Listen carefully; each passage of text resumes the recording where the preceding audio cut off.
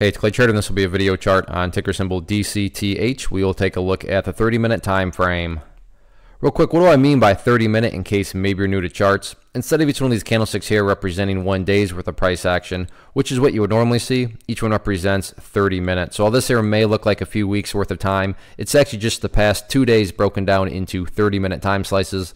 I like to do this time frame. I think it does a good job of telling the quote-unquote story of the price, and then makes mapping out levels of support and resistance a bit easier to see.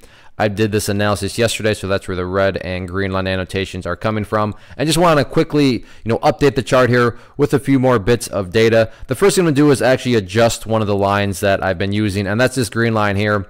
And I'm still going to call it a level of support, but just make note what direction I'm adjusting it to. I am adjusting it in the downwards direction. Now, I don't say that because that means it's the end of the world, but whenever you're adjusting lines, when you get more data, pay attention to what direction you're adjusting them to. When I say more data, what do I mean by that? Well, now that we've had a couple more days unfold in terms of supports, you can see right here that on multiple occasions, both there and then late in their day today, the bears have tried to press down through 0.146, but to give credit where credit's due, the bulls are doing a great job of holding strong there.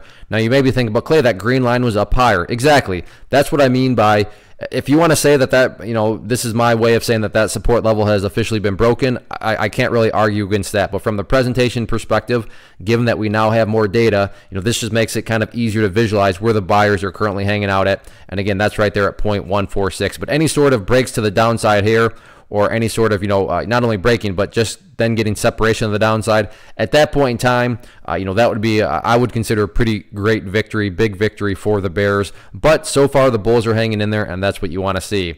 As far as levels of resistance are concerned, really all about the purple line right there, which is that famous 50-period simple moving average.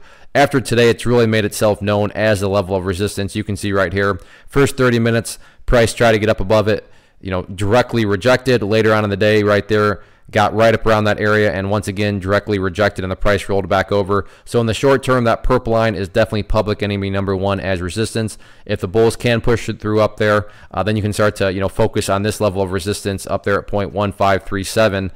But no point in talking about that red line until the bulls can first get up above that purple line there. So things are looking a little bit shaky here, but it's not over till the fat lady sings, and the bulls are hanging in there. So we'll see if they can continue to maintain that 0.146 mark or not.